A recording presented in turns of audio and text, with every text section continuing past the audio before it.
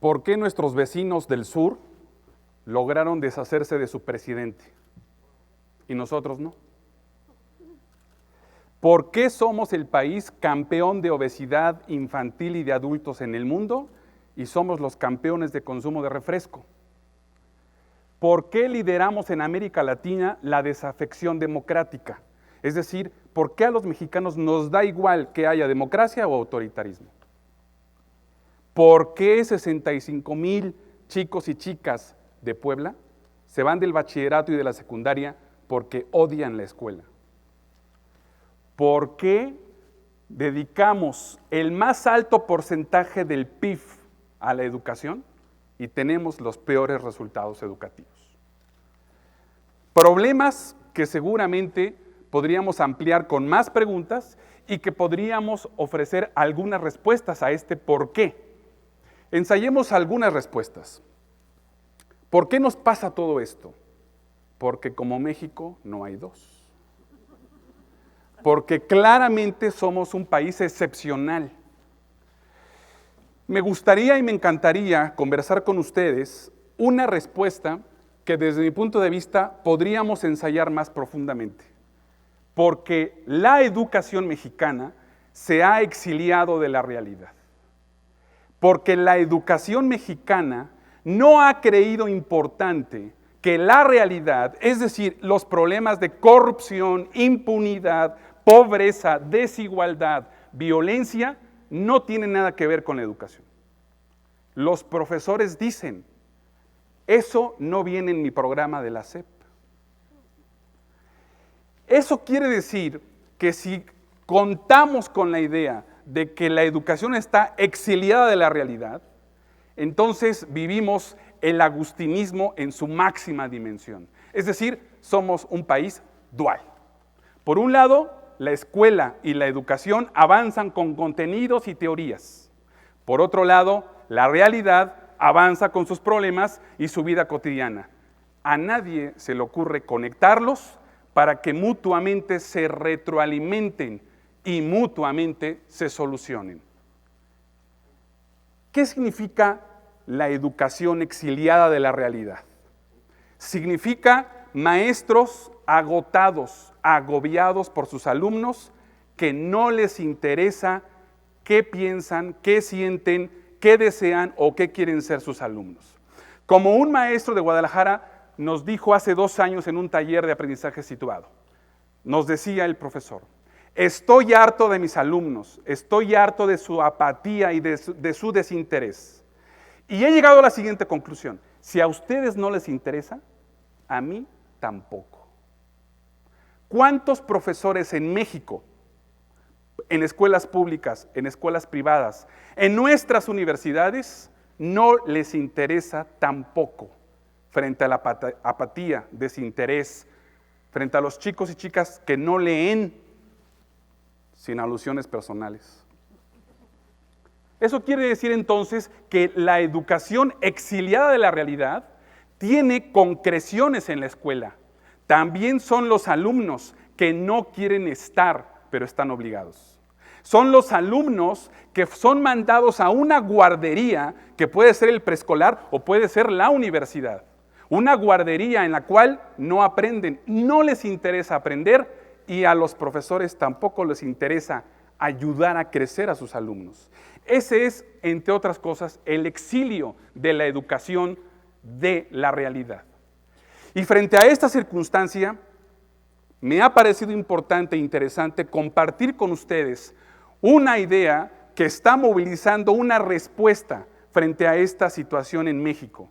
Medida de muy diversos tipos, ya lo hemos visto, PISA nos ha evaluado y nos ha dicho, la educación en México está atascada y en muchos lugares fracasada. La escuela no es alternativa para muchos lugares, ni tampoco es alternativa para muchos alumnos o padres de familia. Esto tiene que cambiar, no puede seguir así. No es posible que el país esté así, atascado y fracasado, con una educación exiliada de la realidad.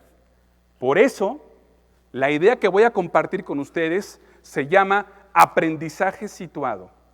Lo que busca es regresar la educación de ese exilio a que se ocupe de la realidad. El aprendizaje situado entonces es una estrategia educativa, una estrategia que toma posición, una estrategia que lo primero que hace es la realidad como insumo educativo, la realidad como insumo para aprender, la realidad primero y luego la educación. El aprendizaje situado es una estrategia pedagógica que pone en el centro al alumno y pone al maestro como mediador, como facilitador, como animador, como partero del conocimiento, a la Sócrates. Y esto nos plantea una posición educativa que va dirigida a la praxis. El aprendizaje situado es una postura para fortalecer la mística de los profesores. Hay miles de profesores en México desmotivados. Miles de profesores que son profesores porque saben algo y creen que sabiendo algo pueden dar clases de eso. Pero eso no implica ser profesor. Ser profesor es ocuparnos e interesarnos de los que no están interesados. Yo a este profesor de Guadalajara le decía, justamente es al revés. El aprendizaje situado va de que a nosotros los profesores nos interese, que a ustedes, los que no les interesa, les interese. Y por eso es una posición para elevar la mística de los profesores. Necesitamos hoy profesores con mística. ¿Con mística para qué? Con mística para apreciar la realidad y tener pasión para transformarla con sus alumnos, no solos. Por eso comparto de qué iría el aprendizaje situado. El aprendizaje situado tiene 4 pasos, 4 momentos para actuar en el aula o fuera del aula. Muchas veces, preferentemente, fuera del aula. 4 pasos que implican una mirada entre la realidad y la escuela. Primer paso, partir de la realidad.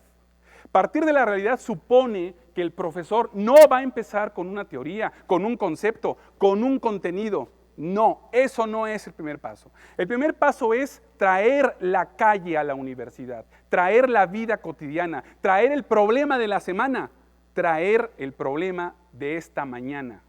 Monseñor Romero, en sus homilías en El Salvador, los domingos transmitidas a todo el país, antes de comentar el Evangelio, decía lo que había pasado en la semana en su país.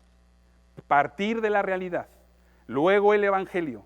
Partir de la realidad, luego la educación. Jesús, no el de la fe, sino el histórico, partía de la realidad. Podríamos decir que fue uno de los iniciadores del aprendizaje situado. Empezaba con parábolas.